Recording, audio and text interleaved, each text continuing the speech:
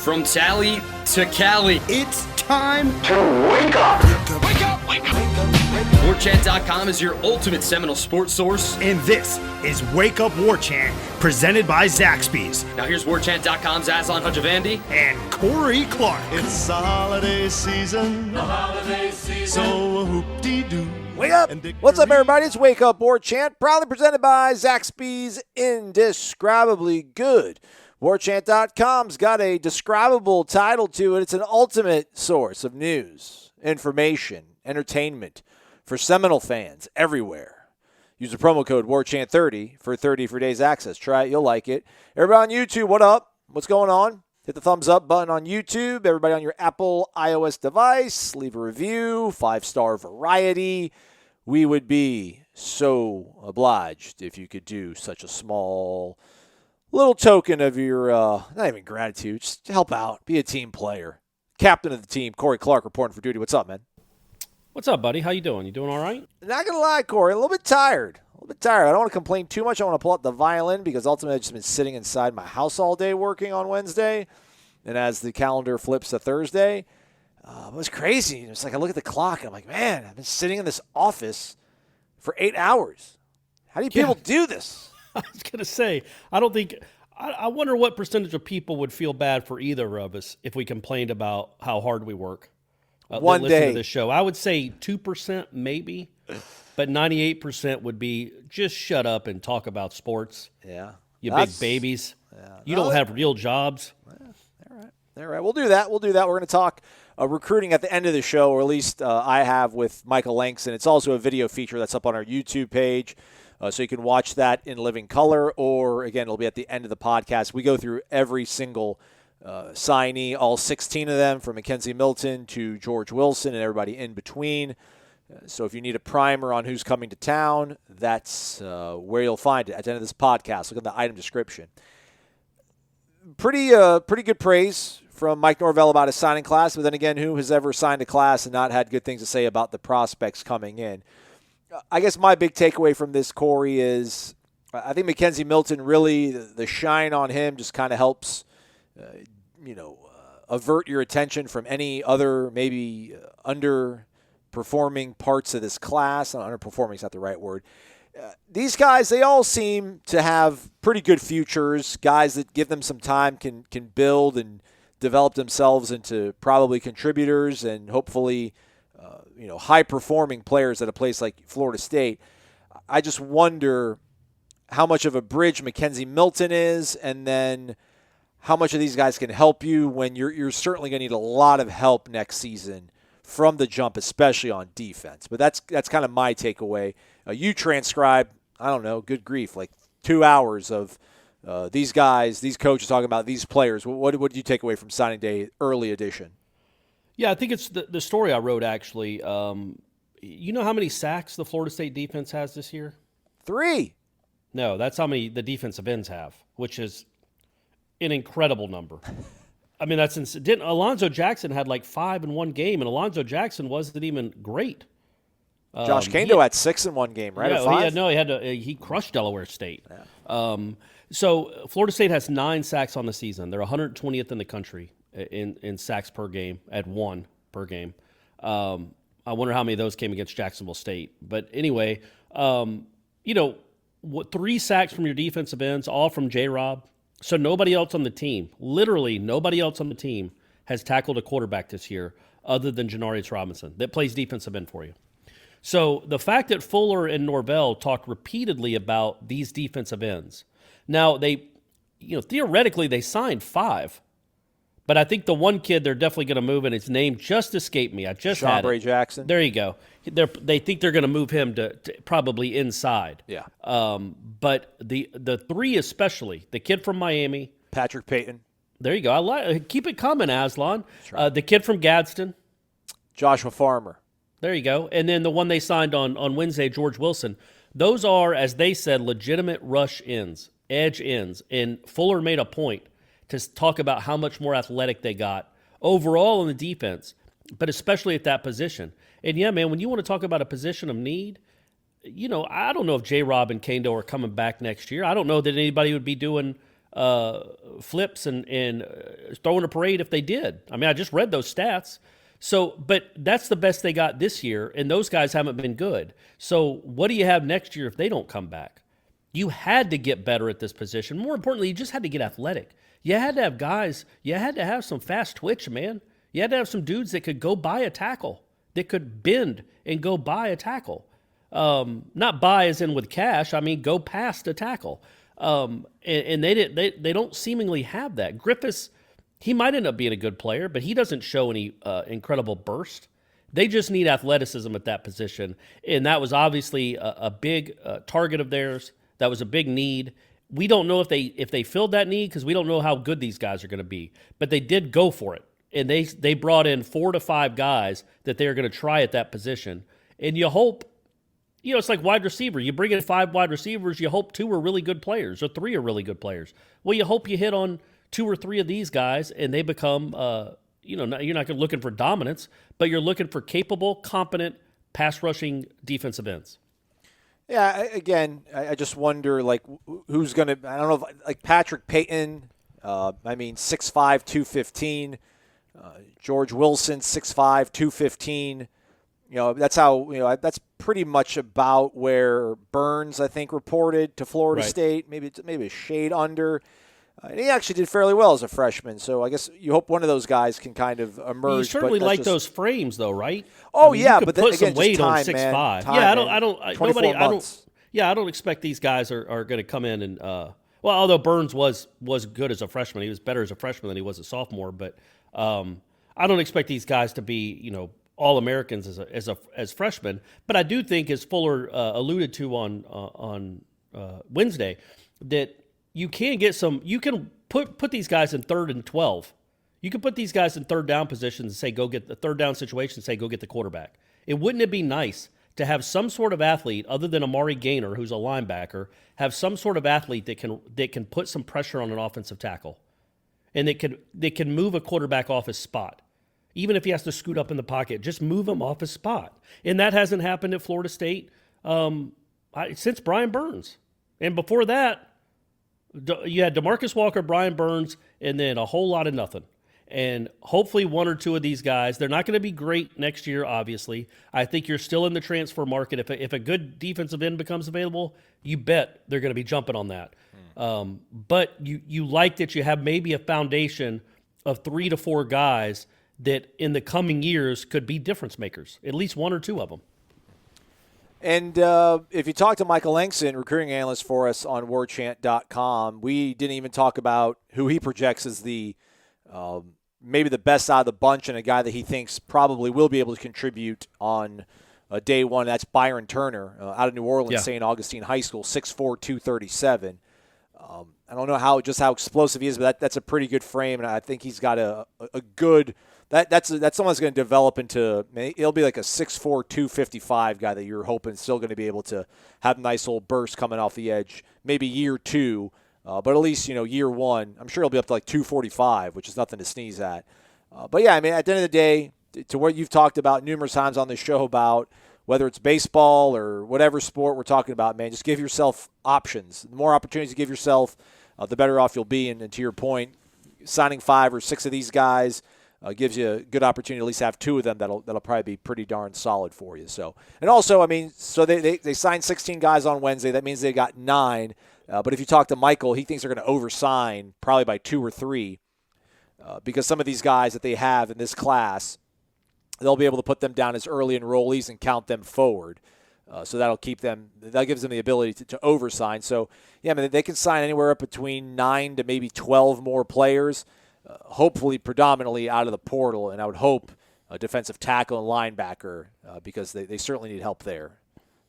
But not and wide receiver. Yeah, which was mentioned too. They only brought in one wide receiver, the Burrell kid from South Carolina, right? Mm-hmm. Mm-hmm. Yeah. So I mean, just look, he might be awesome. I know he's a big kid. Dillingham said he runs low 4.5s, which is if that's true, that's very good for a incoming college freshman that's that size. 6'2", 212. Yeah, so that's a nice size, and he says he competes for balls, he wins one-on-ones, which is what they desperately need. But again, man, you're in the state of Florida. You've got to starting now. I mean, I know this year was different because of everything that went on, and they don't have a ton of great relationships in the state of Florida yet. They weren't allowed to because of COVID. He had a whole plan about how he was going to get to know these coaches, the high school coaches around the state. He was going to facilitate meetings with them and cater to them and really get to know them. He had, I'm sure, multiple events scheduled with these coaches, and it was all shut down. So hopefully when that gets to be where he can do that, he can start making inroads with the top elite players in this state, because that's what's going to have to happen. For Florida State to get back to Florida State, you can't have half your class coming from another state. You just can't. There's too many good players in this state because all the other schools in the SEC are coming to get them. You need to kind of hold your own in your own state and get the best players in your own state. And to me, that starts at the skill positions, and they desperately need some help at wide receiver. And they said they want to sign 3 more probably. Yeah, but we don't know what that means. We don't know if they have an eye on a couple kids in the portal, if they're expecting some high school kids to announce in the next day or two, or then in another signing day in February. But whatever it takes, they're going to need to add at least 3 or 4 more receivers to this class. Good ones. Yeah. All right, then. So we'll do this again February, first Wednesday in February. That'll be the conventional signing period. But again, a full wrap-up of this is coming up later at the end of the podcast. Look in the IM description if you're here for the recruiting. Otherwise, let's get to the Renegade Express part of the program. We'll be doing a live show, by the way, on Thursday evening. Look for the time to be posted on the Tribal Council. What do you think? I was thinking like 5:30. Okay. Sold. Okay, it was easy. There you go. We just pulled the curtains on a production meeting. That's how it goes. It goes. More to Pride Nole 850. Wake up! How goes it, Aslan and Corey? Good. Do you think Thanks for asking, man. Yeah. How about you? He's going good? Yeah, man. I'm doing great. I hope he's doing well too. Thanks for asking. His avatar is MJ with a crying MJ with a Florida State hat on. Okay, all right. But it's the interlocking FS, so it might be a Florida State baseball hat. So maybe he feels good about the football team, but maybe still ruining 11's retirement, maybe. So you're not a crying MJ Walker. Correct. Okay, crying Michael Jordan. Got it. I want to do a meme because there's the whole meme of him from Last Dance, Michael Jordan, where it's like, and then I took it personal. Yeah. I want to do something where it's like, Scotty and MJ. What do you mean, Scotty and then MJ? That's when I took it personal because Scotty Barnes, MJ Walker. Yeah. They got an MJ and a Scotty, man. This team's destined for greatness. That's right. Do you think, guys, that we will have to, quote, boat race Wake since our defense has been atrocious all year to pull off the win? Yes. And where does boat race come from? Gator Kirk, you listen, you want to research that one for us? But, like, of all things to be lopsided and not humiliating, but just, a boat race, you have to humiliate almost the other side to a certain degree. A boating just seems so tranquil and gentlemanly. Yeah, I guess it's speed boating, but even still, how did that become a verb? Yeah. Where like that means that you pummeled someone, you boat raced them. Yeah. I'm sure there's people yelling at their phones right now saying, "Oh, everybody knows this," but like most people know about Mackenzie Milton in Hawaii, but we don't know. The hosts of this show don't know where boat race comes from, and no, they won't boat race Wake. But if you're talking about the offense, will have to put up. I mean, I'm going to guess at least 40 to win. Yeah, absolutely. Yeah. Funny thing is, boat racing, when you Google it, the first thing that comes up is a drinking game, which is how I've come to know what boat race. It was boat games, we called it, which was, kind of went head-to-head with beer pong. Not a beer pong guy. Your boy, it's not a beer pong guy at all. I did like boat races, but anywho. Beer pong's pretty gross, too, when you think about it. Yeah, absolutely. You plop a ping pong ball into a cup of beer, and then you have to drink after it. Yeah. Ugh. Yeah, 40 sounds pretty good to me. Is there any bowl talk for the Noles? More to Pride Nole 850 goes on to ask. And if so, we headed back to Shreveport. As always, y'all have a great holiday. Go Noles! Yeah, so Virginia Tech opted out now. So, I mean, the ACC, if they're not going to fill their bowl commitments, and we don't know for sure. I do know that they may, Norvell wouldn't answer that question, which leads me to believe they haven't just said no, they're not going to do it. Otherwise, he'd have said that. There's at least some discussions. Papucha said the same thing too. He said this is at least our last regular season game, meaning again holding, intimating that maybe there's a chance they play another game after Wake. So they're not saying no to it. They haven't come out and say, no, we're not going to play. I also don't know if they've been asked. Like now maybe the ACC is asking because they've 4 or 5 teams that finished ahead of them and said, no, we're not going to do it. Well, now they're asking Florida State if they want to. And we'll see. I mean, there's the one in Tampa that wouldn't be the end of the world. Like you wouldn't have to, like a bowl that's like January 4th and you have to come back and do more practices. You're not going to get 15 practices, which is what a bowl is for. That's the only real value you could get of something like this. But this season especially, you don't have to put these kids through 15 more practices. You can end the season. Now, if they vote to want to play one more game in Tampa, and that's where they spend their Christmas, instead of with their families, they'll be in Tampa. If they want to do that, then more power to them. But also, if they don't want to do that, I don't think anybody could hold that against them. I 100% get it. They have sacrificed, the kids that are left anyway, on a bad team. They went a month without playing a football game. They did everything they had to do to play on Saturday. They're apparently going to play this Saturday. They've done enough. They've given enough. They've given Florida State a season. So just like all these college football kids have, without theoretically being paid like the NFL guys are. So if they want to say, nah, I'd rather spend Christmas with my family and we'll start again come January, I don't think I'd have a problem. I know I wouldn't have a problem with that. I think most Florida State fans wouldn't have a problem with that, and they'd understand. But apparently it's at least a possibility. There's an undercurrent of folks on the tribal council that are, what are you people talking about? These guys are football players. It's what they do. It's what they want to do. It's what they've been bred to do. It's like, they still have families, though. I'm sure they want to go see them. To your point, I do think the tricky thing about the Gasparilla Bowl makes sense because geographically it's close. They wouldn't have to. Yeah. I mean, they could probably travel down the day before and knock out the game. But then it's kind of like, well, if you're going to do the bowl games, don't you want these practices? But at the same time, it's been such a rough, tough slog. If you were to play a bowl game after January 1st, which would then give you enough time to get all these practices in, but then you're just putting more stress on these guys to have to stay healthy, to stay away from their families. Right. Because they couldn't go home for Christmas and then have enough time to quarantine and then come back and practice fully. So it's a tricky thing. And I was Mr. Bowl guy last year. It would be the next week after Wake. Yeah. Like it's not like you could go home at all. You just prepare as it's a normal game week, and then you go play the bowl game. Yeah. I do wonder what the financial implications are, but, this whole season's been about playing just to make money. Maybe for once give the players some voice in it. I would say that. I'd get your unity council, have them kind of give you some feedback, and then you see what the bean counters tell you, and then you make a decision. But I would think that they're probably not going to play in a bowl game at this point. But I also think that's perfectly reasonable. Yeah. But to say, look, it's up to you guys. Yeah. There's no way the administration or Mike Norvell should tell these kids what they have to do. Yeah. Not in this season. Yeah. Any other season, absolutely. But not in this season. Not right now. Not after what they've had to go through to give us a college football season, man. Yeah. And I hope y'all appreciate that on Saturday, as bad as it might be in Winston-Salem against that team on noon on an ACC network, 2 bad teams, but they're still out there playing. They're still giving us something to watch, and they've given us something to watch for. This will be the 10th game, and one of the game was canceled. It wasn't their fault. Another one you could say was their fault, but then they practiced for a full month without playing a game, and they still stayed on the team. These guys did.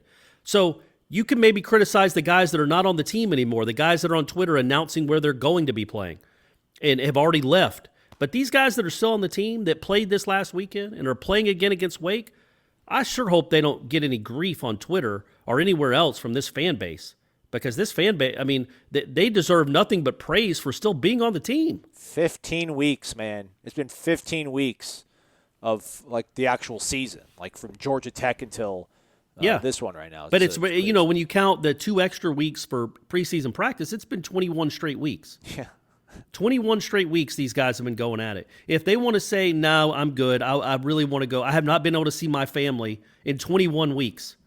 So I really want to go home. I think if they voted on that, give them the right. And you could do a democracy where it's like, I don't think it has to be a jury where it has to be unanimous. But that would be tough. Like all 56 kids are good with this, but a majority wins, and just take a vote. What about like electoral college? Seniority gives you more sort of points. Okay, you get 4 votes if you're a senior. You get 1 vote if you're a freshman. Yeah. Okay, I see. All right, as well. They're all freshmen or sophomore, apparently, so it's not going to be a lot. But, man, whoever wants to play, like somebody that really wants to play, they're going to be in Emmett Rice's ear. Come on, man. You're a swing state. You're a swing vote, buddy. Yeah, you're a swing senior. You're Georgia. We need this. Yeah. Warpath Noel just asked us practically the same question. Last regular game of the season, man, it seems like the season has taken 3 years to complete. Do you think we go to a bowl game? Which one? If so, are you guys going? I probably wouldn't go. Not it. Ira's going. Ira will be going to the Gasparilla Bowl if it happens, but I don't know. Well, I don't really know if I have the say to say I'm not going, but that was just me throwing that out there. You should go. That's around your home, right? I know, but we never send the video guy. We have to have like a writer there. We have to have a writer there. Well, true. So, but you should go. You could go either way. Yeah, and just be there. I'll Enjoy the environment. What a great environment it'll be. Yeah. But that's the only one that makes sense to me. Like, they don't need to be going out of state. They don't need to be going to Texas or New York or Hawaii or anywhere else, California. If they can get the Gasparilla Bowl a week after the Wake game, so there's not a big gap. There's not a gap at all. It's just another game. And you can go down the Friday before, which happens to be Christmas. You can go down the day before and then just play that day and then be done with the season. I can see where that might be appealing enough to the players to want to do it. But to me, that's the only way it would make sense. Like December 29th or January 4th or one of these other bowl games, that would be a hard sell, I would think. It's just so crazy. I'm talking about January 4th, but dude, it's mid-December. They're still playing. They're going to be playing, and it's December 19th. Crazy. MCAT DT 77. Wake up.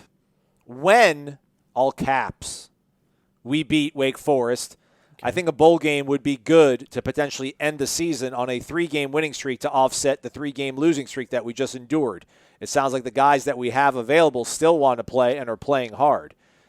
My question is for both of you. You guys run the best podcast in the country, and I want to know if there are any national sports analysts, maybe Colin Cowherd, Stephen A. Smith, Max Kellerman, that you look up to and why. You guys are the best. Go Noles. That's awfully kind of you. Well, you're a writer. I mean, are there scribes that you still look up to? Like, I don't know, Rick Tallender, like in Chicago, or No, I don't read as much as I need to or I should. Cool story. I did growing up, like Gary Smith from Sports Illustrated. Okay. If you guys just Google his name, he's incredible. He wrote a Pat Tillman story. I mean, he's written 30 of the best stories that have ever been written about sports. He's just incredible. But Gary Smith from Sports Illustrated was great. Rick Riley, actually, before he became the back page columnist guy, he was a terrific features writer. He wrote a story about this high school ref that blew a call and ended up trying to commit suicide because he felt so bad about it in the state championship game. And it's just as good a story as you'll ever read. And you think of Rick Riley as the goofy columnist on the back page, but he was great too. I mean, he was writing for Sports Illustrated. But no, not really. I'd say Greg Doyle, actually. When I read someone, it's him. Okay. And he makes you think. He's a good writer for Indianapolis. But other than that, no, nobody that I really look up to now. Just growing up, yeah, those were the guys, not Doyle, but the other two were the two guys that I really liked a lot. What about George Plimpton? No, I never really read any of his stuff. Too highbrow for me, I think. Yeah, I should have read Paper Lion. That people don't know, and you probably don't, but many of you anyway. He I think he did spring training or the first week of fall camp as the Detroit Lions quarterback. Like they let him do it, and he wrote a book about it, which is supposedly one of the best books that's. The main one, honestly, is John Feinstein. Okay. I read every one of his books, especially in the 80s and 90s. He wrote A Season on the Brink when he followed Bobby Knight. He did my all-time favorite book, which was A Season Inside, which followed like the 1997 ACC season, where he got inside access with every ACC team. It was Tim Duncan's senior year, and that was just incredible. That was really good. And you know what? I want to say this now because this book reminds me of that, and I always thought of Krzyzewski this way. So this was like 2 years after. Remember when Krzyzewski, you might not, but when Krzyzewski quit in the middle of a year because he had a back problem? I don't remember this, but yeah, it happened.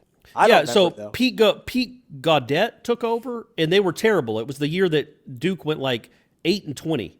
Like, they were awful. They had like 2 ACC wins. One was against Florida State, but that was it. They just were terrible. They crash and burn after Krzyzewski had to stop coaching for that season. And then he comes back the next year. They're like 19-12, and then Feinstein's telling that story about that season or the season right after that, where he and his assistants are looking at the board and they've got their record on there. Like, look, we're 18 or whatever it was. Like, we're 15-8 right now. We can get to 20-11. We can still make the tournament and be like a 6 seed. And he's like, F 19-11. F it. I don't want 19-11. That's mediocrity. Like, he just exploded at the thought of they were going to be okay with 19-11 or just sneaking into the tournament. And it kind of showed you how Krzyzewski was wired. Like, you know, some of these coaches, they're like, they always want to make excuses when they're a great coach that has a bad season. He's like, no, I'm not settling for 19-11. That's not what Duke basketball is. And you'd like some of that to carry on to Florida State here in a few years, where they're like, you're not settling for 8-4. Well, we'd love 8-4 right now. Right. We'd be doing, you know, we'd be drinking pina coladas for 8-4.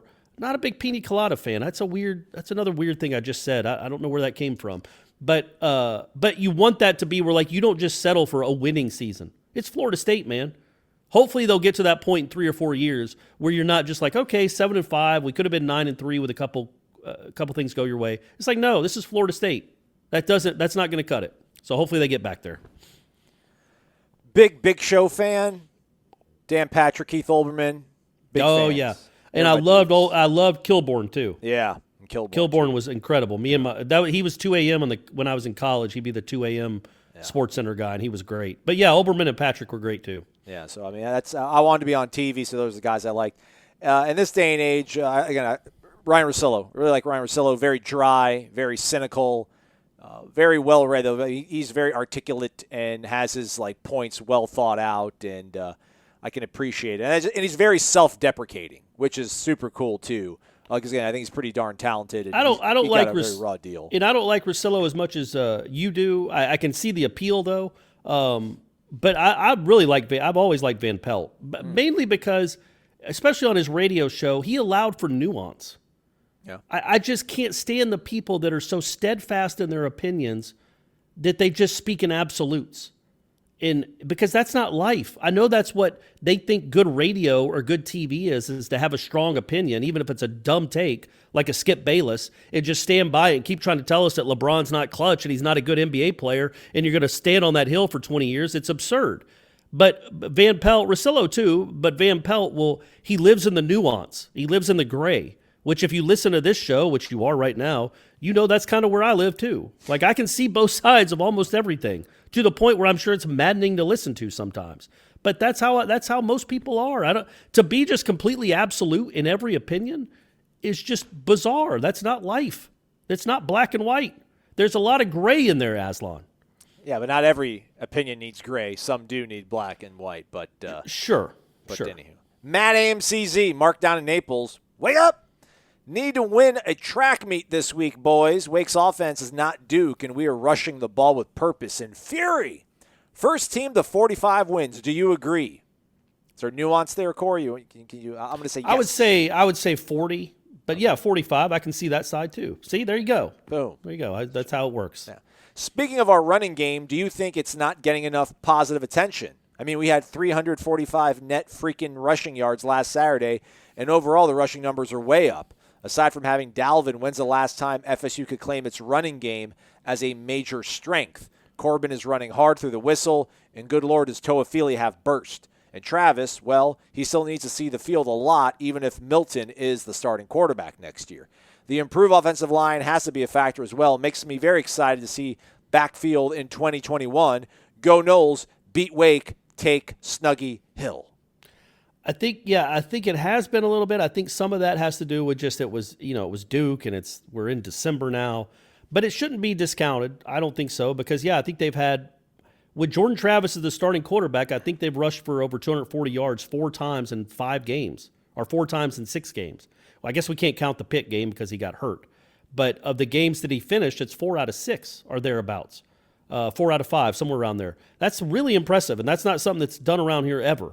But I think that's what he gives the offense, and that's kind of why it's not like the North Carolina thing. You know what I mean? Where like North Carolina runs, they have a 240-yard rusher, and he's not even the leading rusher on the team. The other guy ran for 300. It doesn't quite look like that because a lot of it is on the quarterback. But that does count. Those aren't all just design scrambles. Some of those are well blocked, and those are running plays. And when you can run like that, that's a big deal, no matter who's getting the yards. Look, Jordan Travis is going to end up leading them in rushing. That could be a good thing or a bad thing, depending on your outlook. But it does say something about his value to a rushing attack when you get a guy that's that dynamic taking snaps. All right. Next question comes from N8 Nole. I don't know if it's Nate. It's N and then the number 8. I don't know if it's Nate or if it's like innate, like he has an innate pounding in his chest to be a Seminole. But nonetheless, Okay. Right. They say, good morning, the lion and the coracle. Wake up. Will Jim Phillips, new ACC commissioner, be able to get the ACC network on Xfinity before Mike Norvell and Mackenzie Milton take on Notre Dame? That is a terrific question. Really good question. You know what? Yes. I'm going to go ahead and say it. This is absurd. It's absurd. Like, I'll be at the game, so it doesn't matter. I have to watch it. My eyes will be peeled watching it all. But there are people, many people in this city, in Tallahassee, that have to figure out another way to go watch their favorite football team play. Whether it's you can stream it. Okay, I get that. People say cut the cord. That's awesome. I don't like watching things 45 seconds after they happen and worrying about buffering.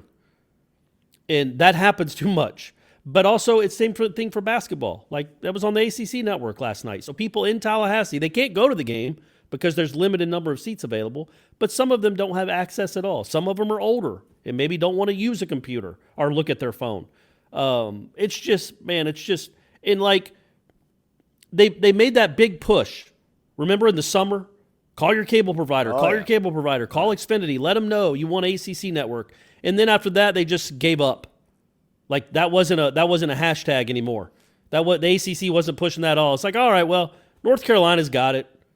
North Carolina's got the ACC network. I think New York does too. Boston, all those college-loving fans in Boston, they got it. So that's all we need to worry about, not Florida.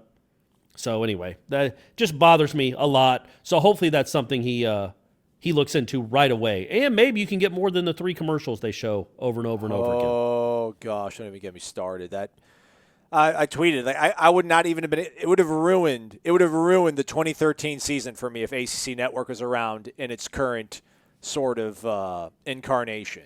It is every commercial break, same commercial. It's horrible. And what do you think they're getting? Like the See at Night goggles or whatever they are. I know that's not the technical term for them. Yeah, the tack goggles, Bell and Howell. What kind of money? What kind of ad revenue do those goggles have? What are you getting? Are you getting $100 a day? Are you getting $100 a quarter for them? Like, you can't get Domino's. You can't get any national brands. It's all this goofy stuff that you see in Sharper Image. Get Sharper Image. Cut out the middleman. Yeah, just go to Sharper Image. Oh, man. Well, this is a problem because, Pitt is another program. I mean, that's the thing about how large the Pittsburgh metropolitan area is, but they don't have they have Xfinity, Comcast, and they don't have it either. An article from the Post-Gazette earlier this year said that the stalemate will in all likelihood be broken eventually. The Big Ten Network's negotiations with Comcast were resolved when it eventually accepted a lesser carriage fee. So, yeah, this is just a game of chicken. Unfortunately, Comcast has all the leverage in this. It's hard to think that the ACC is going to make them blink first. But it would also be nice, though, if ESPN could give some backing to Comcast and be like, you know what, they're part of our package. The ACC network is part of our package. You want ESPN? You want ESPN2? You want the U? You want SEC? Well, you take the ACC too. Well, that's what we were told. That's what we were told was going to be part of the whole thing. But weird. We're good. But yeah, hopefully we'll see. But yeah, by all indications, Jim Phillips, new ACC commissioner, is supposed to be aces. So we'll see how that goes. NYC Nole, hey gents, wake up. I know no one's overly excited with how Norvell's first season has gone, but it can't be overstated on the sell job Norvell must have done in getting Mackenzie Milton to FSU. He could have gone to a lot of places, but yet picks a 3-6 ACC team? Hell, former quarterbacks who donned the garnet and gold that I sat in the stands and cheered for have steered their own children to other schools, and we all understood it. Yet even with the last couple of years, Milton still jumps on board? So, true or false? When Norvell gets this turned around, we will point to that cold day in December when Mackenzie Milton said he was coming as the start of the turnaround. Well, let me say this. If there is a turnaround of what we want, like a turnaround to where we want this program to be, then absolutely I think you can point back to that day. Because I think it has to start somewhere, and I think if they turn it around, a lot of it start sometime. A better place than here. I don't know what that is. What is this? Is that a horror movie? It's Rage Against the Machine. Oh, sorry. I thought you were doing something from The Ring or something. No. I'm sorry. You're on a heater. Carry on. Well, it's all right. I like you whispering in my ear. That's wasn't creepy at all. So yeah, I do think, because if they're going to turn it around, this next year will have to be something. It'll have to be a building block, and you would think it would have to do. Mackenzie Milton might have an impact on this season coming up. So he gets them to 6 or 7 wins next year, throws it around, maybe wins all ACC honors, and is one of the great stories of college football. I think you could point back to him coming as a really big moment in Norvell's tenure. And like he said yesterday or Tuesday, like the rest of the country sees it. They're talking about it. They see it from coast to coast and then beyond, is how he put it, referencing Hawaii, of course. Yes. That it resonated. That kind of signing resonates. It's a bottom line scroll signing. There aren't many that Florida State has had in a long time, but Mackenzie Milton transferring to Florida State was on the bottom line of ESPN. So that's a good thing, and you hope that it results in some wins. And luckily, you get to start with Notre Dame to start the season, because why wouldn't you? Yeah, I don't know, NYC, Noel. I just I feel okay about the offense. I'm not overly concerned about the offense. I am just very frightful of what the future looks like for this defense next year. That's what needs to get shored up. But again, maybe Mackenzie Milton being able to put up big points wins you a couple more games than you maybe weren't going to get, and that helps woo a few important defensive recruits. But yeah, I don't know. It'll be interesting to see how we go and look back on this. Well, I don't know that Milton putting up big offensive points will do it when they start winning games. Yeah, that's what I'm saying. Like, maybe his production is responsible for you winning a couple games that you probably wouldn't have won without him. They need to win, man. They need to win. They need physically developed young men to come here and play defense at a high clip, because I don't think the coordinator's changing. So they're apparently depending on better players or better production out of them. So good luck with that. Bimini bound, wake up, fellas. Coming off a great FSU weekend, sure has felt refreshing. He goes to talk about the good uplifting news about Keontae Johnson, with the news that we heard on Tuesday about him being able to communicate. I know it was a football day, but were either of you guys there to see how it happened and what was going through your mind? Maybe I missed it, but it hasn't seemed to get a ton of media attention. I don't watch the 4-letter network for news, though. Yeah, I was there. I didn't see it happen. I saw two trainers. I thought that there were Florida trainers out there, and I thought they were wiping up something on the court, because there were 4 Florida guys standing around. I'm like, oh, there must be a wet spot or something. And then they called for a Florida State trainer who started walking towards them, and they're like, no, let's go. Like they were, you can hear everything because there's nobody there and everybody was quiet. And that's when I realized he was on the ground. And then I thought Ira had his binoculars out. We don't sit close to the court anymore. And I'm thankful, especially for that, for a scene like that. But I thought they were pumping his chest. And I'm like, oh no. Like, they're about to give him CPR right in front of all of us? Is that how serious this is? And apparently it was that serious, but they didn't do it out in front of us, but they called for the stretcher. The stretcher came out. You couldn't hear anything. You could hear everything. Sorry. Nobody was talking, but it was just still. It was quiet. I've never been in an arena like that. I think it shook everybody there a pretty good amount. Obviously the kids on the court more so. But, it was something I never really want to be around again, because it was really, really scary. And you don't want to be – I can't even imagine the people that were at that conference tournament where Hank Gathers died. Like just scores a basket, starts jogging down court and collapses, and then they found out he died, and you saw that happen in front of you. That would just, I can't imagine. That stays with you forever.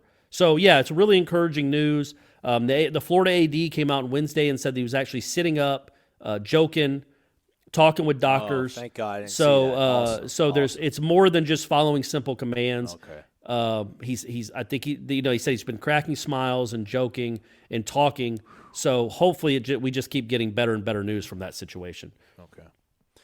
Yeah, I mean, I think part of it too is that obviously it did not look good there for like 48 hours. So no one's gonna play that on loop on a newscast, whether it's ESPN or your local newscast. So I'm sure though they'll probably hopefully do some sort of Rinaldi piece on him maybe here in a year or so and just kind of show how he's been able to overcome that and hopefully.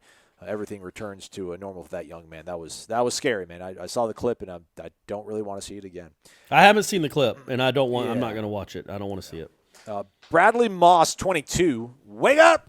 Aloha, Aslan and Corey. B. Moss here. Forgot to mention, I'm actually originally from Hawaii, so it's awesome to see a local boy like Mackenzie join the Noles.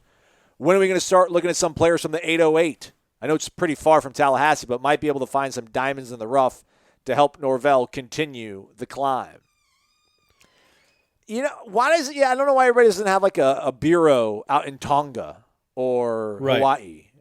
There's just too many guys. There's just too many success stories for kids of Polynesian descent, although I don't think Mackenzie Milton is, that are, just beasts and do quite well in American football. But I don't know. I don't think this opens up a pipeline. But who knows, Probably man? not. You never know. It did at Central Florida, right? They got his backup. Yeah, he looked up to Mariota. Dylan Gabriel looked up to him, who's his backup. I mean, there might be a kid playing high school football. I mean, if you're a senior right now in high school, you saw Mackenzie Milton while you were in high school put up huge, big numbers. And if you see him this year go out and do, extraordinary things or get kind of close to what he had, part of you might be like, man, that's the guy I grew up watching and idolizing, and I want to do what he's doing. So but I think it's Hawaii. What is that? 4,000 miles away, 100,000 miles away. I know it's like you've been before. You tell me. I've been there twice. It felt like twice? I think it was like a 9-hour flight. Yeah, I went for the honeymoon. Okay. With Shanna, and then obviously that's the only person I married, and then went with the family trip a couple years later. It was a little different. We stayed in Maui both times. But the first time we also stayed on Honolulu and went to Pearl Harbor and did some of the tourism stuff, which I'm really glad I did. Yeah. But I do remember the one thing about Pearl Harbor is that when we were taking the boat out there to, I guess, the Indianapolis. No, not the Indianapolis. That's the Arizona. The Indianapolis was in Jaws. But the Arizona, I remember the guy saying, please do not talk while you're out here. No jokes. Consider this a funeral type atmosphere. This is a people, because there's people entombed down there, so really? they basically say treat it as if you're at a funeral. Show some respect, basically, and people did. It was really quiet, and you're just looking at. But yeah, so that was pretty. I don't know, that when you talk about something that resonates with you, being out there looking at that scene. Good night. But anyway, back to the question. Nobody asked, Corey. Nobody asked if you had been to Pearl Harbor. Nobody cares. Nobody. Stop it. But with Hawaii, man, I think it's one of those things where, like, if they show interest in you, maybe. But you're not going to go just on a whim recruit Hawaii. Right. Like, and you can't have. I mean, if a kid wants to come to your camp all the way from Hawaii, have at it. Yeah. And develop a relationship. And you can Zoom with them 3 hours a night if you want to. But in this day and age, especially Florida State, in the money situation, I don't think they're going to want to be having a lot of recruiting trips out to Hawaii. Can you imagine Rick Trickett having to go to Hawaii to recruit an offensive lineman? He went to, I feel like he went to North Dakota to get Krug, right? Yeah, that's right. And where did he go to get Tonga? I don't know. Remember Joe Tonga? Yeah, I remember Joe Tonga. The great Joe Tonga? The great Joe Tonga. Damn right. Man, he hit it out of the park with those JUCO signings, didn't he? Well, he got Tonga and Farron Krug. Got Menelik though, but yeah, he did get right. Menelik. Yeah, no, you're right. It was not a very fruitful sort of avenue for him. Yeah, I don't know. I'm trying to find. I can't even find out where this is at. I can't. He's not even like. I can't even find him on Rivals.com right now. Joe Tong. I thought he had like Panhandle ties though, but maybe not. He might have. I just couldn't remember where he was from. Where they went. Mount San Antonio Community College. Where is that? Texas? I'm gonna guess. That's up. It won't even come up. It won't even pull up. Okay. That's how far back we have to go. You would think he would want to go back to Utah or California or somewhere like that, but it sounded like this was his dream school, Florida State. So he went to high school in Utah. There we go. Okay, there you go. So yeah, I think almost all the good Hawaii kids end up on the West Coast. Yeah, that's where they go for their big time football. Mackenzie Milton is an outlier. And look, he went to Central Florida when they were 0-11 or whatever. So it wasn't like he was a big time player, or nobody knew how big time a player he was. Yeah. Anyways, Bradley Moss 22 says, let's get that revenge win this weekend against Wake and take some grass from Snuggy Hill to add to the sod cemetery. Thanks, fellas. Enjoy the holidays. Meli Kaliki Maka and go Noles. That would be a sod game too, right? Because they're underdogs. We talked about this earlier in the year.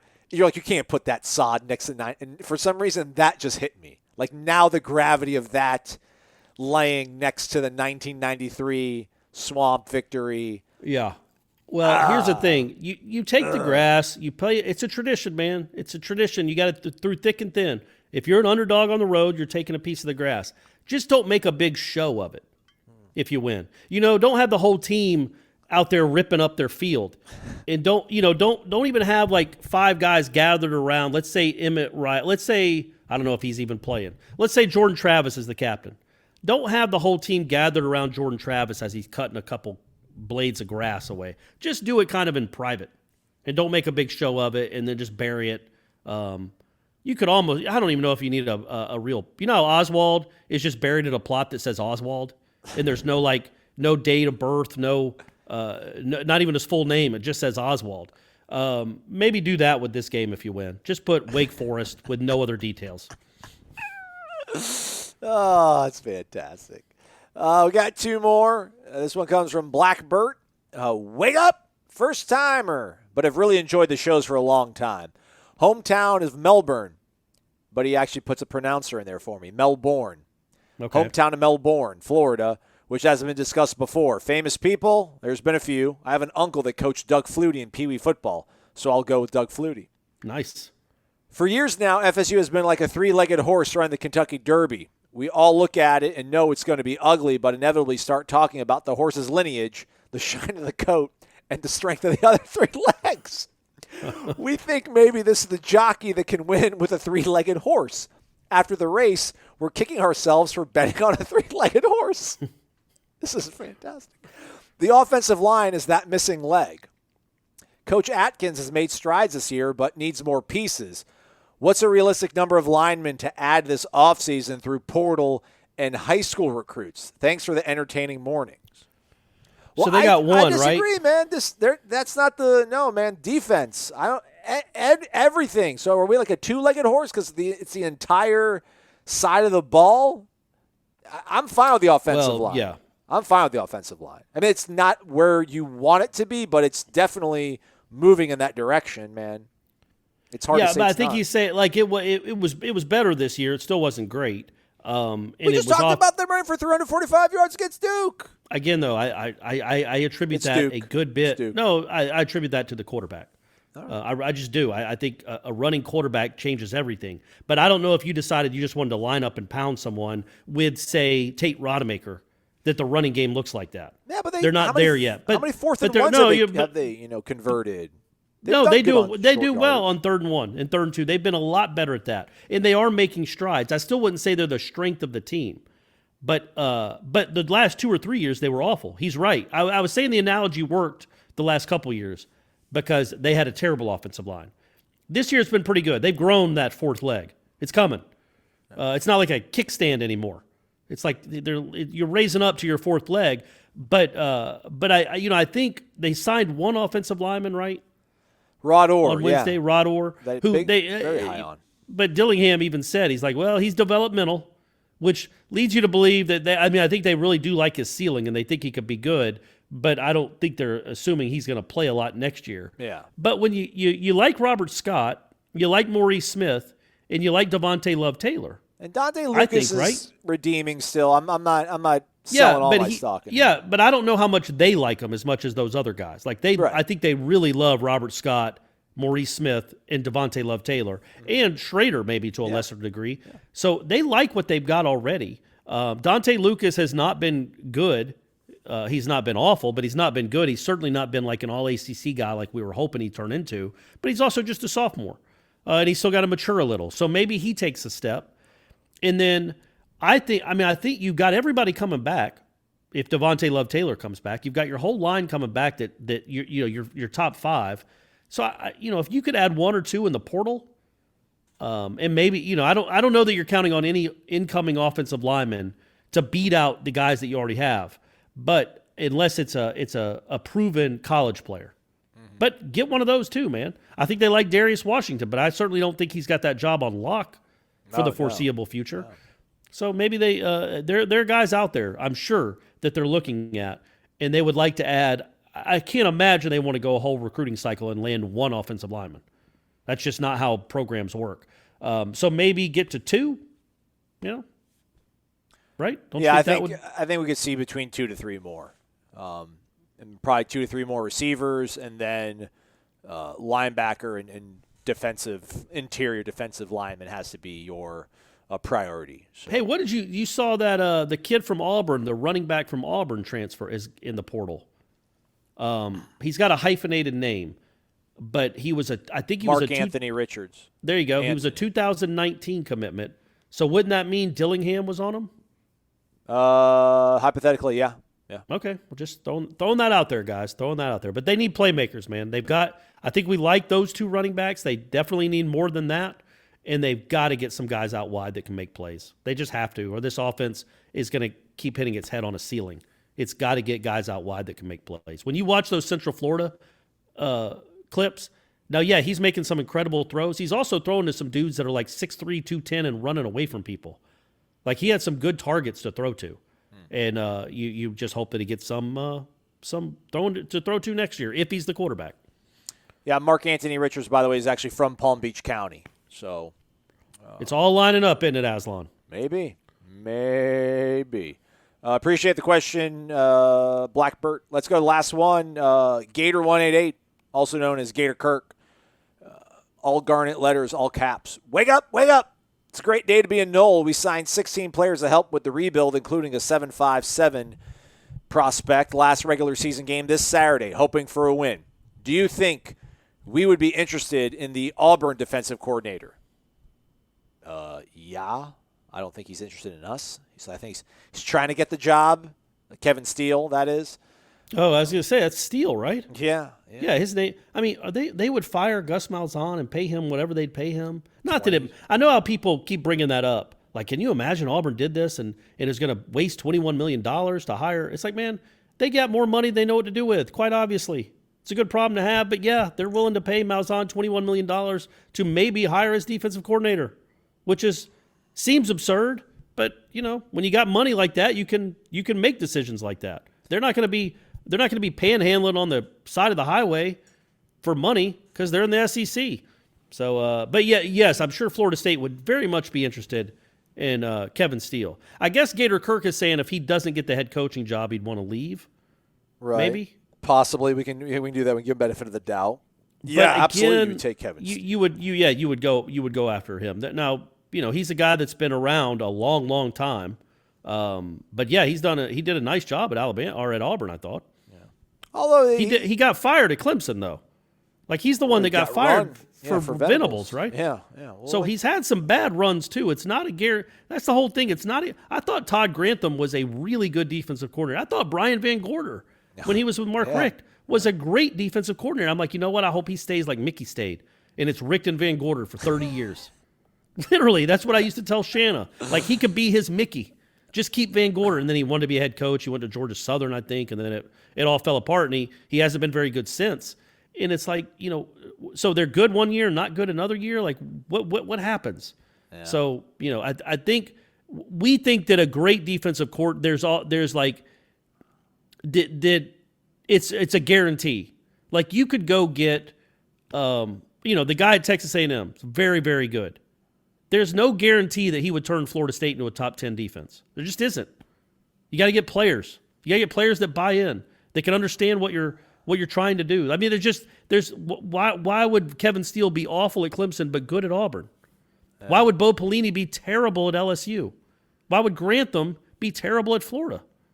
It's just, it's not like they stopped knowing how to coach football. So anyway, something to think about. But look, I get it, because Adam Fuller's been terrible at Florida State. So I understand why people want to make a change. Yeah, you really ruined that for me. Thanks, Corey.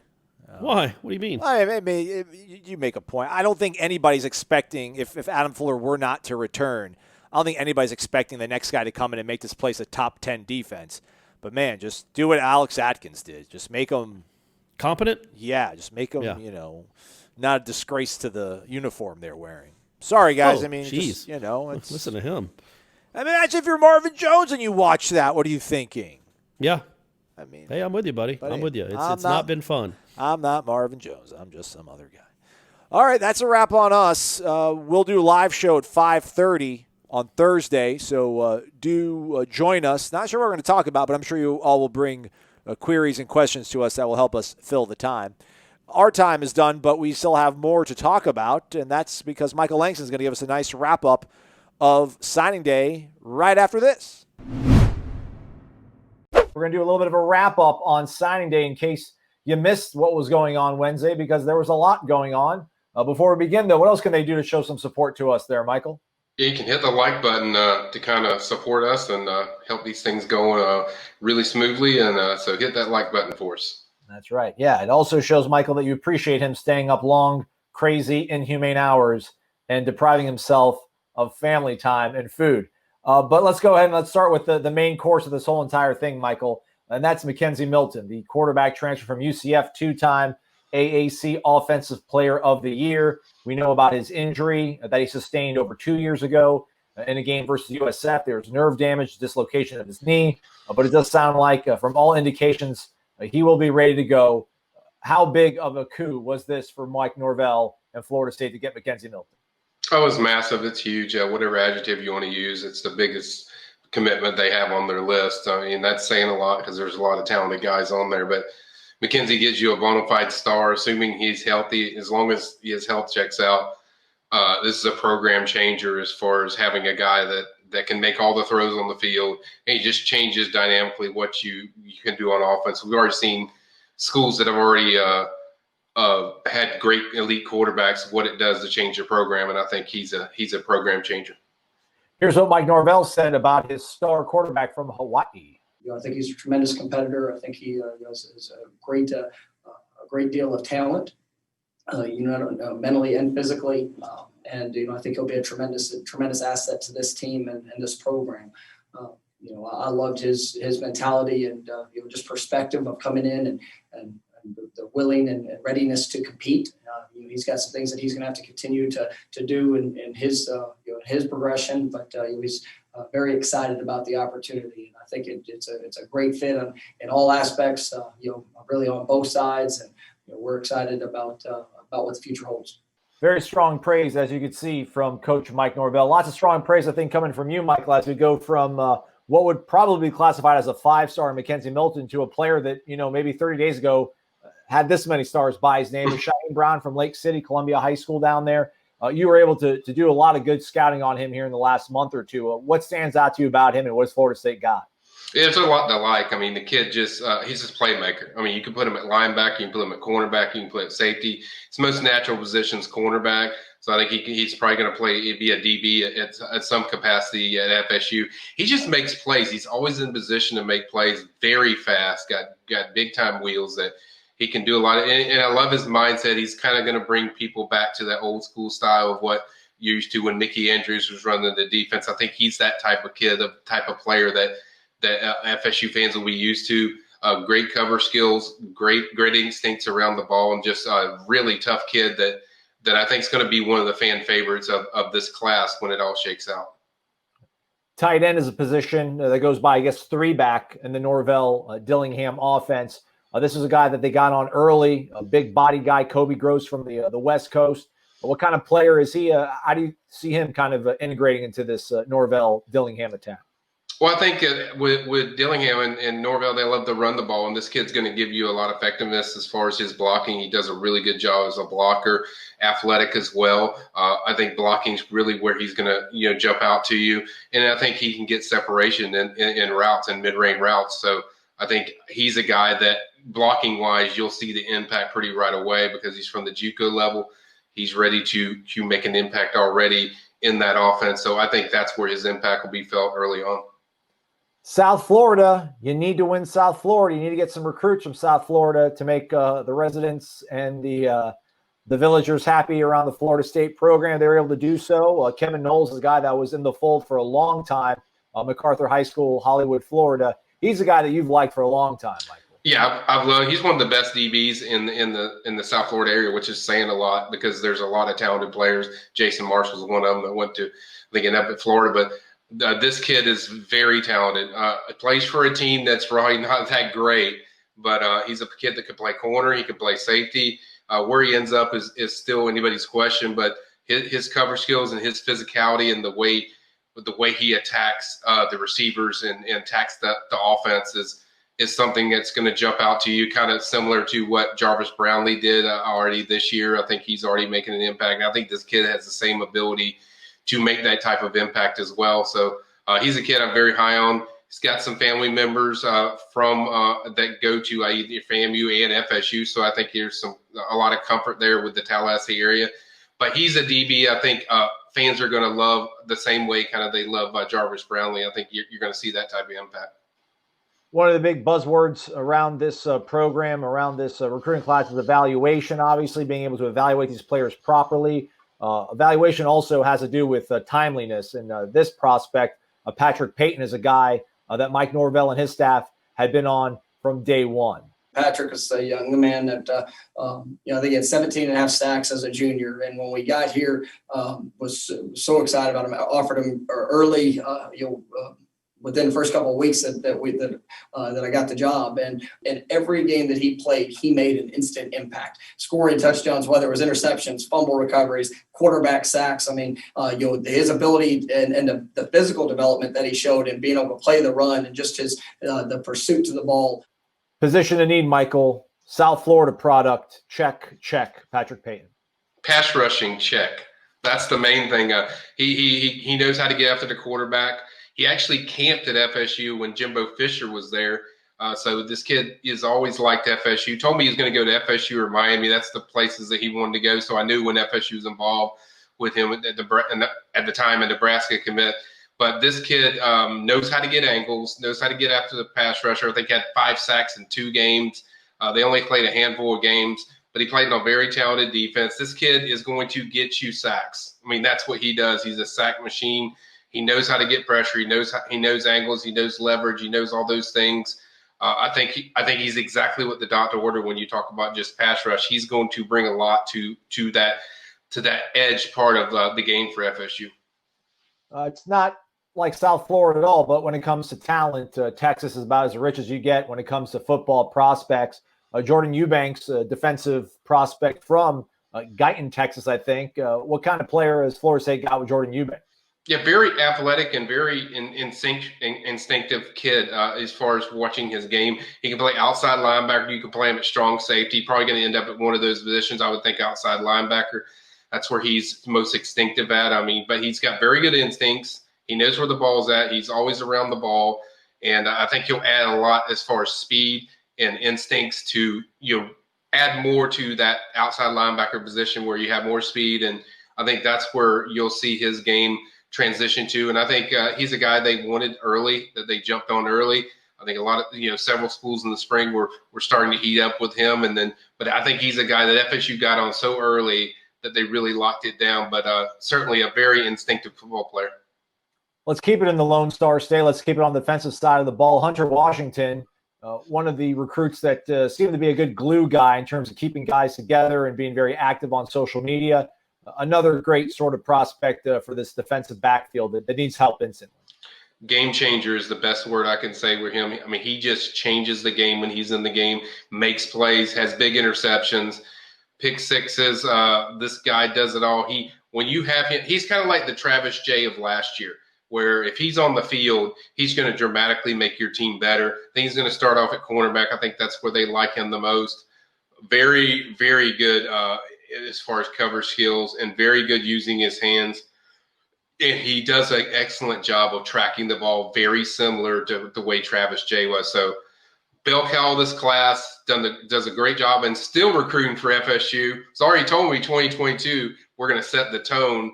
So I think he's a guy that's certainly the bell cow. He's got that attitude that you want, that FSU needs in this program, and he kind of fits everything that Norvell is looking for in the culture, but also a dynamic playmaker.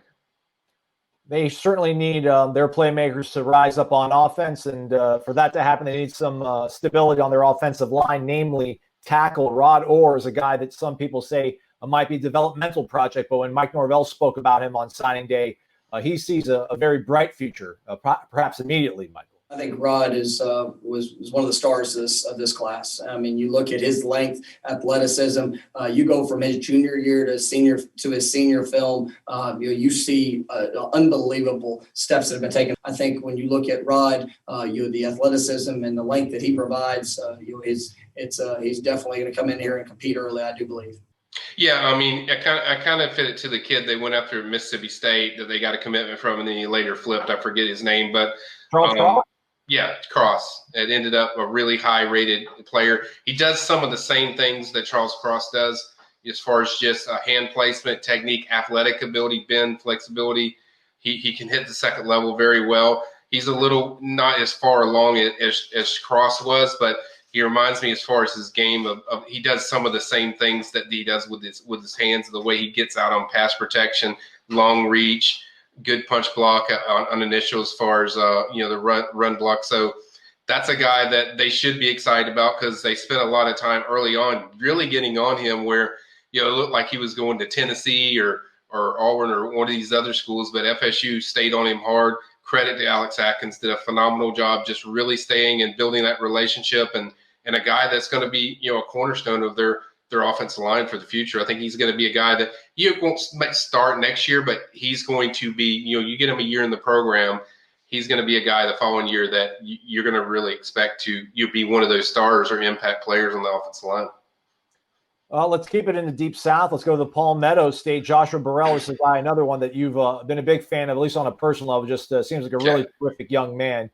Do you know what kind of sort of future he has at Florida State in terms of, is he a tight end? Is he someone that's going to grow into that position, or does receiver still seem to be the right fit for him?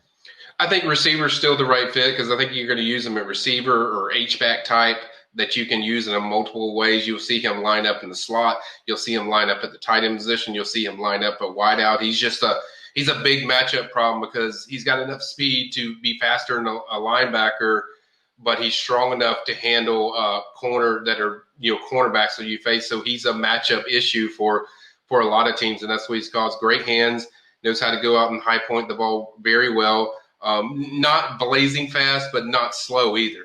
So he does kind of the same things if you watch. Not saying he is this guy, but kind of Orson Charles like what he did for Georgia when he was there, kind of an H-back type. But I think he's a guy that can cause a lot of matchup issues. Matchup issues is what Florida State's been having when it comes to their defensive ends, matching up with opposing tackles. They need all the help they can get with pass rushers. Byron Turner, a guy from St. Augustine High School out there in Louisiana, is one that you've been very high on since the jump. Yeah, that's my biggest freshman impact guy as far as and there's a lot of talented guys, but I just think that guy with the position and need they have there, his body's physically ready to do it. 3 sacks, I think, in his first game. I think he's up to 7 or 8 sacks already. That guy, it's kind of like the same thing with Patrick Payton. He knows how to get angles. He knows how to get leverage, but the difference is his body's ready to handle, the college level. So college level offensive linemen are not going to impact him that much. He really knows leverage and angles, and the guy does a really good job with his hand. Very violent hands, gets off the line, and can really get after the quarterback. So he's my freshman impact guy. If I'm looking for one freshman as far as the defensive ends, I think it's going to make an impact. It's going to be Byron. I mean, Byron's had a phenomenal senior year. Let's go back to the offensive line now. Bryson Estes, I think probably one of the first offensive line commits this program was able to get. How do you project him playing out, Michael? Is he a tackle, interior guy? I think it's probably center. Can play center or guard. I think that's where they love him the most. It was an interesting story where he visited for a junior day. Really loved it. You could tell, like, if FSU offered, there was going to be a really good chance. Obviously, they lost Jake Slaughter later, so that kind of made it easy. We're transitioned to the center position. But this kid's very physical, very hard run blocker, and very good as far as it gets the pass rush. Hits that second level that you want from your centers and your guard positions. I think he's a guy that is going to play very early, kind of similar to Thomas Schrader of how we saw him play early. I think this is the same kind of player that he can get on the field pretty early because body's ready, physically, and technique is already pretty far along. All right. Technique-wise, how's Omar and Cooper coming along down there in Lehigh Acres, southwest part of Florida? Is he a guy that you see as a project or somebody that might be able to contribute pretty early on? I think it's a guy that's going to take some time. He's got good speed. Technique is good. Obviously has to get used to the college game. Athletically is really the thing that stands out about him. He's got a lot of length as far as in coverage, but he's going to as far as compared to the other DBs that I mentioned, I think he's a guy that's going to take a little longer, get in the nutrition program, get used to everything, get used to the speed of the game, the power of the game, the physicality of the game. I think those are the things that he's going to have to adjust to, but he's a guy that's going to take a little longer to develop. This guy, I think, might be your sleeper. Is your sleeper? Jackson West, tight end out of Huntsville High in Huntsville, Alabama. What kind of player does Florida State have with this young man? Yeah, I love Jackson. He's got the Norvell, I call it the Norvell mentality, where he's the exact culture, a replica of what he wants. Very good receiver. He's improved a lot as far as a receiver. His route running, the way he gets separation now is a lot different than what he did a year ago. Pretty good blocker, but he's going to bring a lot to that receiving game, which they need more of. You have Cam McDonald, but after Cam, you don't have a lot of receiving threats. I think when Jackson gets there, he's immediately going to give you a receiving threat. Very good as far as routes. Good baseball player as well, so he might even play some baseball because he plays that a lot. But just an overall tremendous athlete for the tight end position that I think is going to play pretty early at FSU. I'm just ready to get down there and work, and I know it'll be a great opportunity for me, and it'll be a great spot for me for these next 4 years, and I'm just ready. I'm very grateful. Of course, it is a dream come true. This has kind of been my goal ever since I was a child, and I guess every football player goal is to get to the NFL too. So, but I'm just worried about one step ahead, and like I said, I'm very grateful for this opportunity, and and in hindsight, I guess I did see myself going here. So I'm just very blessed right now. Closer here to Tallahassee, over in Havana, we got Joshua Farmer, a defensive end. Mike Norvell had to say this about the local grown product. Josh Farmer was actually the first to commit to us in this year's class. But just seeing his work ethic, his desire to be great. I mean, he has done a remarkable job, even in his physical development. That toughness and overall mindset of being willing to work for what you want. And Josh has overcome a lot throughout the course of his life, and just so excited to have him a part of this family and what he's going to bring to this program. This is a guy that I don't know, man. On paper, looks real good. It seems really intriguing to me, Michael, and his tape isn't too shabby either. Had a really good senior year, very good senior year, even with a COVID situation. A guy that's really improved his hand placement and his technique is when he first got last year, it was more just athletic ability, but now he's added a lot of spin moves, technique moves, different rip moves. Maybe the coaching staff for FSU has helped a lot of that. Obviously, Corey Fuller, former Seminole, is his high school coach, so he's helped a lot.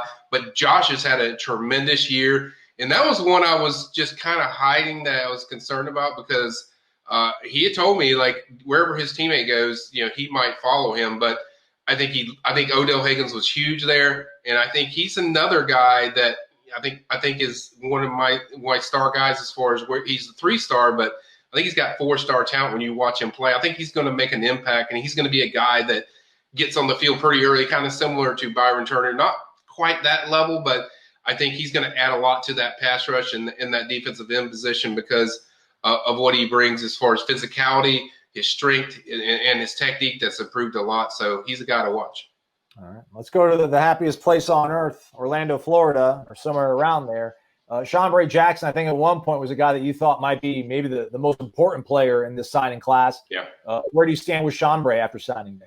I still think he's one of the most important because he's the only defensive tackle they have, and they're going to have to add some more in the late signing period with defensive tackle. He is ferociously hard to block. Like he is, I mean, it is just, I can't explain how much high school coaches have told me that they have to game plan around this kid because he causes so many issues when they play him inside because he's so quick off the line. Rip technique is phenomenal. He is so quick with his footwork that he's a great downhill runner as far as chasing plays down. And he's a guy that I think, along with Byron, is going to play a lot as a young guy because he can cause so many problems. As Coach JP has said even today that, he is one of the most athletic interior guys you'll find.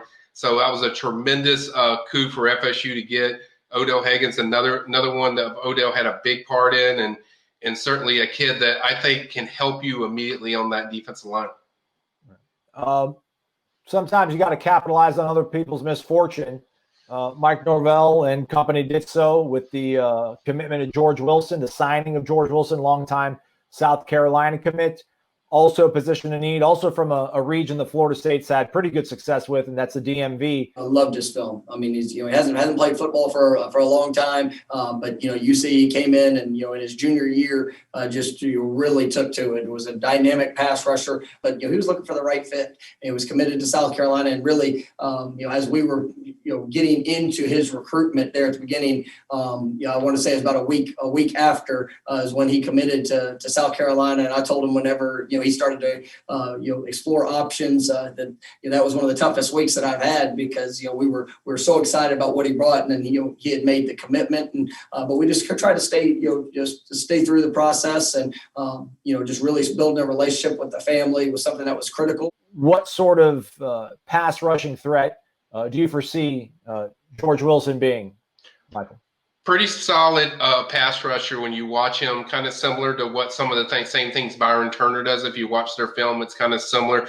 Hands get off quick, violent, very strong.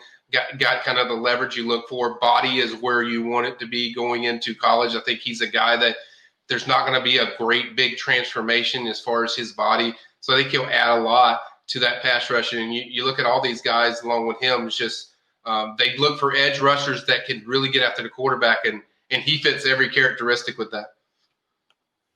All right, so I'm not all that good at math, but that's 16 guys, 9 left if they want to get to that 25 number, but you're thinking they still might oversign, so a buckle up is going to be fun between now and February? Absolutely. I think they're going to oversign. That's the impression I get. Obviously, some of these will be early enrollees. I know some of them are going to early enroll. I think 5 or 6 of them. So it'll be interesting how they juggle that, as far as meeting that number that they want, but they're probably going to oversign. But yes, there's going to be more guys. This is just a start. I think defensive tackle, linebacker, I think that's where you'll see a heavy focus in the portal and also the rest of this class. I think that's kind of the areas that they need to finish off. I mean, those are the weak points as far as what they need to improve.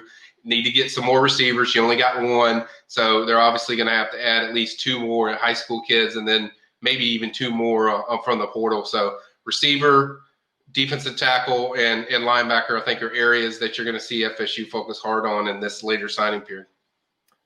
All right, man. That's the end. Between you and I have a very long day. I think I've spoke to you more today than I have my entire family this entire month. But I do appreciate the knowledge. I know all of our subscribers do as well. Hit the thumbs up button on your way out if you're listening to us on YouTube and watching us on YouTube. Michael, as always, your time and knowledge is appreciated. My pleasure, man. And now, a math lesson. Let's say the Zaxby's chicken finger plate comes with 4, 5, or 6 hand-breaded fingers and 1 side of Zax sauce. Plus, you can try them with Zax sauce, honey mustard, hot honey mustard, tongue torch, teriyaki, wimpy, nuclear, barbecue ranch, sweet and spicy, insane. How many possible combinations does that make? Carry the 2 with a remainder... a lot. Zaxby's chicken finger plate. The sauceabilities are endless.